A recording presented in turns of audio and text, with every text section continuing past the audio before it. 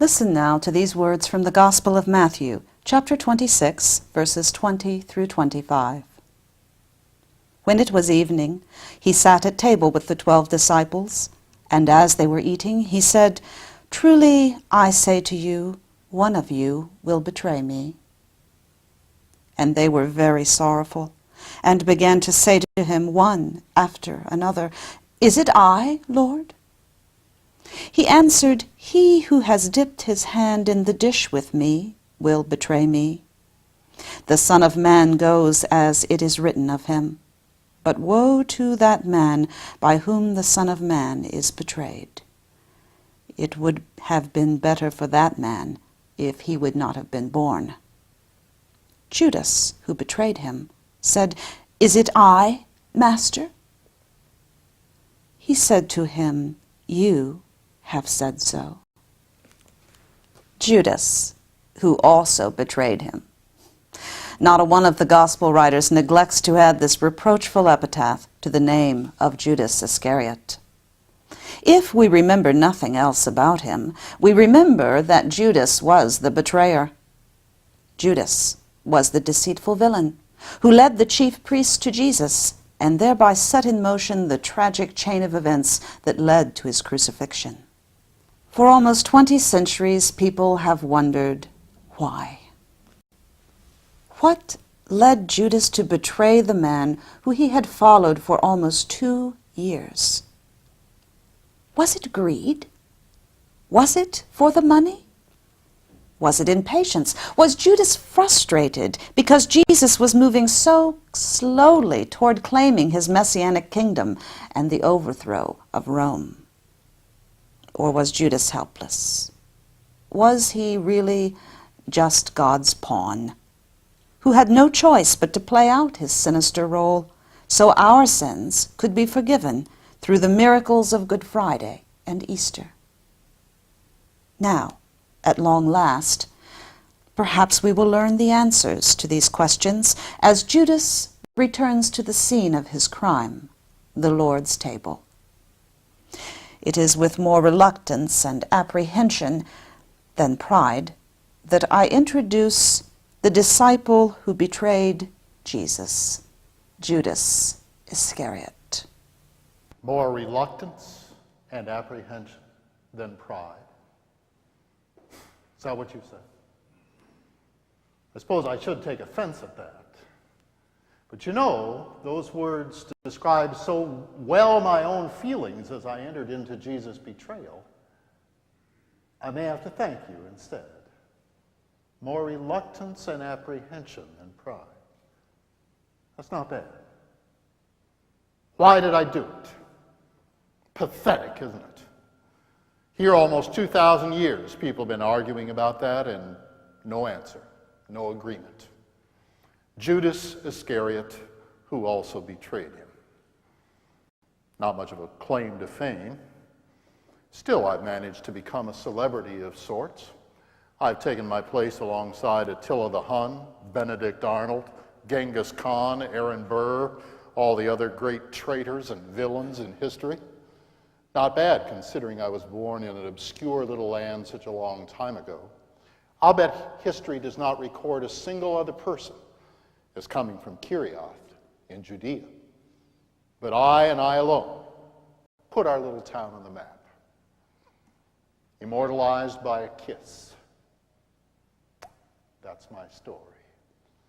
I am the ogre, the boogeyman, the arch-fiend. I am the proof that there is at least one bad apple in every barrel. I am the convenient defense for every one of you. Even the worst of you can claim at least I haven't fallen as low as Judas. So you want to know why, do you? Come back to that in a second. First, forget if you can the dark and terrible close of my life. And remember that I was a human being, just like you. Maybe a whole lot more like you than you would care to admit. I'm not here to beg for your forgiveness. But I am pleading for your understanding. Just this one night, I want you to hear this story from my point of view. When I was born at Kirioth centuries ago, my parents loved me dearly and they thanked God for the precious gift of a son. How do I know? I know because they chose for me the finest of names. They called me Judas. You know what Judas means? Probably not. I doubt you know a single man by the name of Judas today. Probably dozens of Peters, Andrews, Matthew, John. But after me, as they say, they threw away the mold. And yet, Judas means praise of God. You believe it? Praise of God. It would have broken my parents' hearts to know that I destroyed the meaning of that name forever. It would have broken their hearts to know that one day God's chosen Messiah would say of their son, it would have been better for that man if he had not been born. Why did he choose me to begin with if I was so rotten? You ever asked yourself that question? Did Jesus make a mistake after all? Did he misjudge me? Or did he know all along the role I was going to play in his tragic demise? That puzzles you, doesn't it? You can't understand why Jesus would choose someone like me as an apostle. All right, two can play that little game. Why did he choose you? Why did he choose you? Why did he choose you to be one of his followers? He did, you know. It's not by your choice that you're here tonight. It's by his choice. Remember, his words to us are also his words to you. You did not choose me, but I chose you and appointed you that you should go and bear much fruit. There's your answer. Christ doesn't look at what a person is, but what, by the grace of God, that person might become. You weren't chosen because of your righteousness. You were chosen because of your possibilities. And the same was true of me. Jesus saw that I had glorious possibilities as a servant and a saint. That's why I was chosen among the 12. I wasn't chosen because I was so righteous. Neither was I chosen because I was a no-good scoundrel. Man doesn't choose his best friends on a basis like that. But I was chosen because I had potential.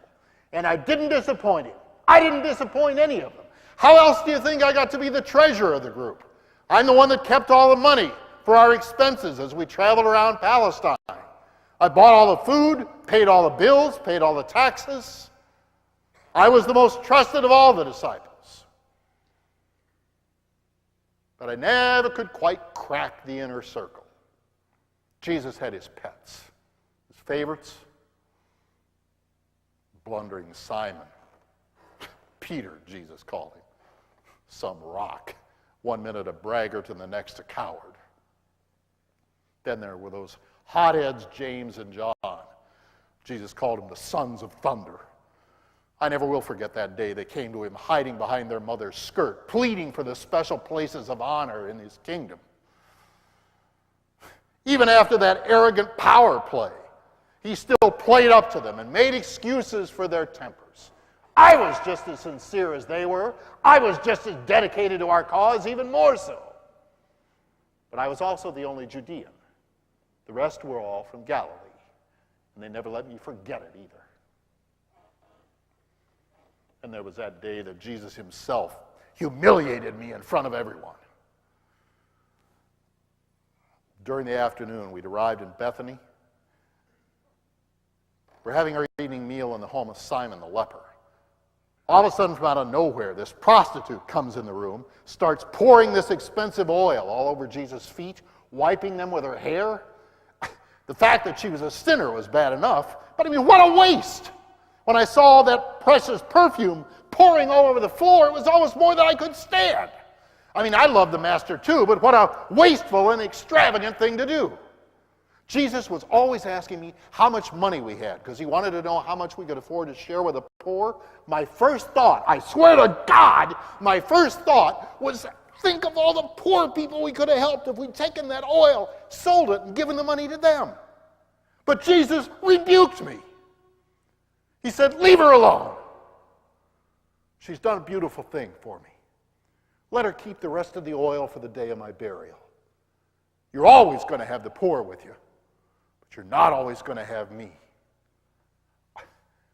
I couldn't believe that just when I thought I was really going to score some points with the master, he turned on me. He took the side of this harlot when I was trying to point out our ministry to the poor. I could never understand him. Just when I thought I had him all figured out, he'd hit me with another surprise. One thing was always predictable, though, just like here. He was always talking about death. Death in general, his death in particular. He who loses his life for my sake will find it. What does that mean? I wanted to live. I wanted the world. I liked life, or what I thought was life.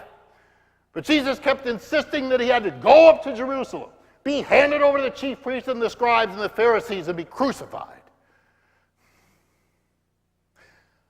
One other thing about that wasted perfume business, John would have you believe that I wasn't concerned about the poor at all, that my real motive was greed because I stole from the money box. All right, so I dipped into the common purse once in a while. It was a big deal. First, I told myself that I'd repay the money. Then I persuaded myself that what I was taking was a legitimate salary. After all, I was the one doing most of the work. Besides, what I took was trifling compared to what I could have made if I hadn't given up my business to set out on this wild goose chase. When you want to sin, Satan is always more than ready to provide a convenient excuse to hide your wrongdoing, even from yourself. As I look back, I wish I'd been caught the very first time I stole. You know why? Maybe my story would have been written differently. When you get caught in a sin, don't curse others' luck and your misfortune. Instead, you thank God for it. You know why?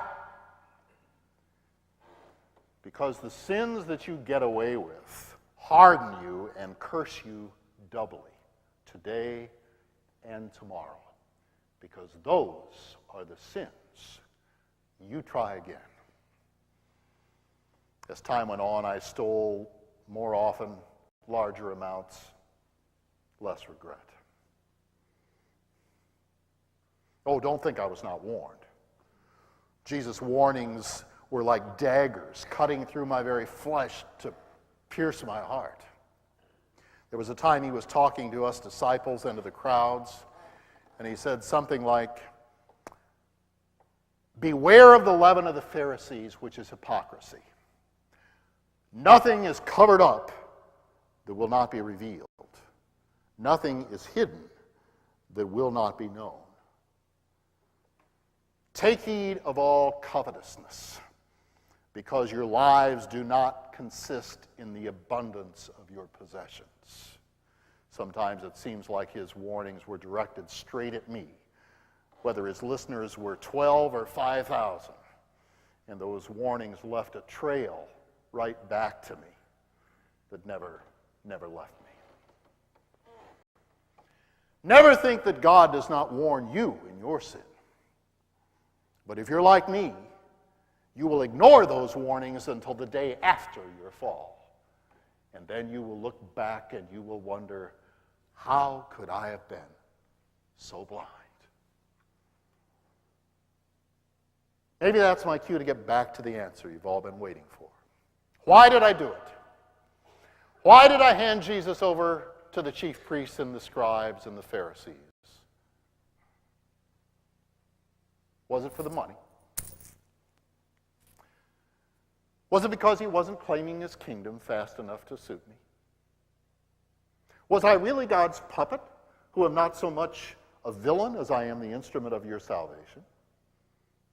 Or was it some other reason? Church school classes puzzle over me. Scholars write books about me. Most of you are wondering, why did he do it, aren't you? Aren't you? All right. Listen carefully. Are you ready? Why did I do it? I don't know. That's some answer, isn't it? Aren't you glad you came? That's the best answer I can give you. After all, why does any of us do what we do? Can you carve open a person's mind and slice out the part that makes them lie or steal or love or hate? Life is all one piece. 1,000 impulses, 1,000 impressions probably played a part in my decision, just like they do in all yours. Yeah, I thought I could use the money. The 30 pieces of silver was hardly a king's ransom. That prostitute's perfume was worth 10 times that much. Then there was the kingdom. Ah, the kingdom! We were always talking about the kingdom. Yeah, I thought maybe I could put him in a position where he would be forced to act. I never dreamed he'd end up on a cross. I'd seen him feed 5,000 people with 5 loaves of bread, a couple of fish, and I hoped scoop up 12 baskets of leftovers. I'd seen him raise a man from the dead, for God's sake.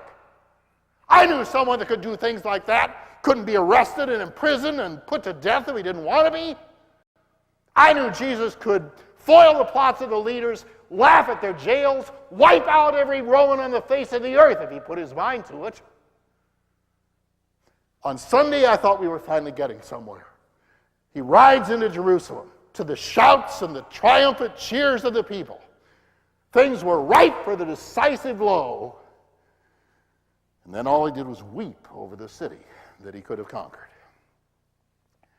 Then a couple of days later, I really got my hopes up when he stormed into the temple, turned over the tables of the money changers, and drove them out with a whip. At first, I was stunned. I'd never seen him resort to violence before. And then I thought, it's the money. We're going to use the money. You need money to feed an army. You need money to buy weapons. And then he left the money lying all over the floor. Once again, he began to cry. Because of the way the people were abusing God's house. Yeah, I suppose part of the reason that I turned him over to the scribes and Pharisees was because we weren't getting anywhere. I'd had it with the miracles and the stories and the sermons. Romans were still in power in Jerusalem, and there were Israel's leaders just working right alongside him, sitting in the next seat. You call it betrayal. I tell you that I trusted Jesus with a faith that was more daring than all the rest of them put together. I knew that once Jesus was put in a place where he had to act, he would assert his power and he would claim his kingdom.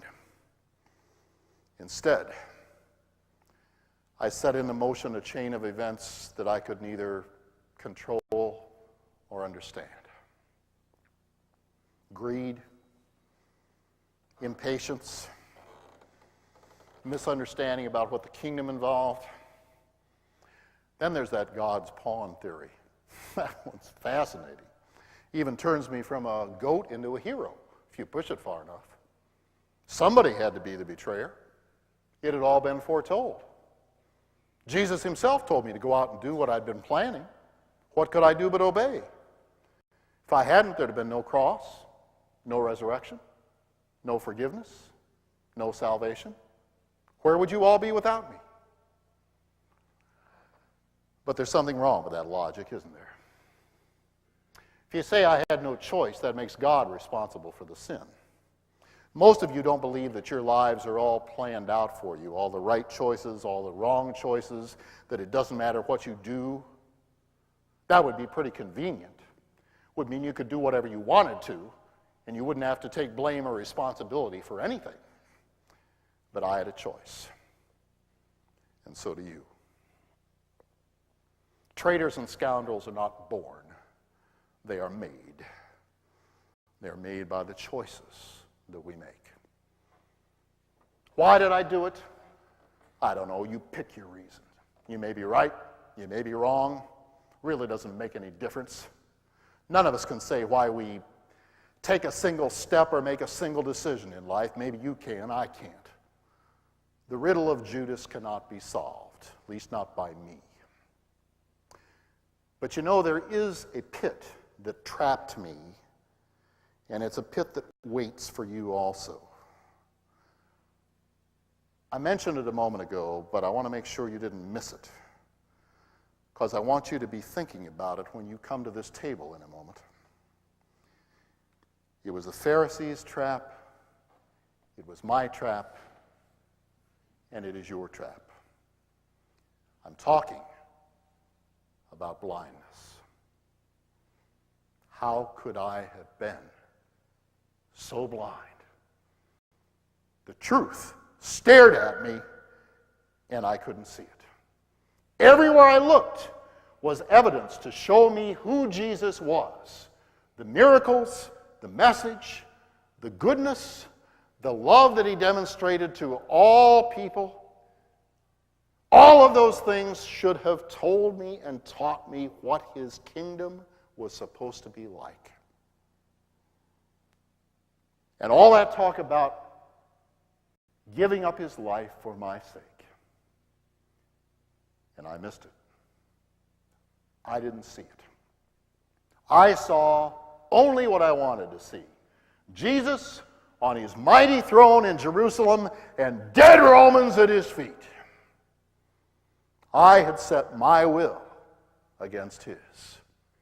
I was the wise one. I had all the answers. And because Jesus refused to fit my little pattern, I rejected him and betrayed him. This, you see, is the true sin of Judas. This is the true mystery. How could I have lived with the man for almost 3 years and not known who he was? How could I have been so blind? But I do not have a monopoly on blindness. All of you know something about blindness. To know the truth and to fail to see it, that's blindness. To be confronted with the right and to choose the wrong, that's blindness.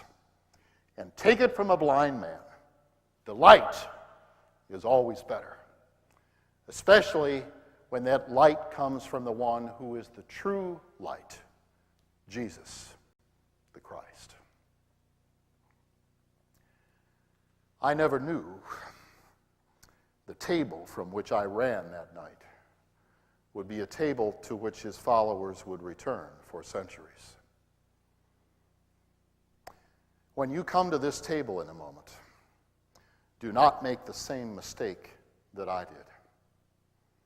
Do not come trying to mold Jesus into the person that you want him to be for your convenience. Instead, you come allowing him to mold you into the person that he wants you to be, which will likely be in the image of his goodness and his love. And then when you leave this table, go with a piece of Christ's forgiveness in your heart. Forgiveness is what this table is all about. Forgiveness is what that cross is all about. Peter managed to find that forgiveness, despite the fact that 3 times he denied he even knew Jesus. I, however, did not find forgiveness. Not because Jesus refused me, but because I never asked for it. And so I made another choice, another wrong choice. Do this in remembrance of me. Not this. Not this. Do this in remembrance of me. Blasphemy? Maybe, maybe not. But I dare to use his same words. Remember me, Judas. Praise of God, who also betrayed Jesus Christ. My life will never be an inspiration to you, but it must always be a powerful warning.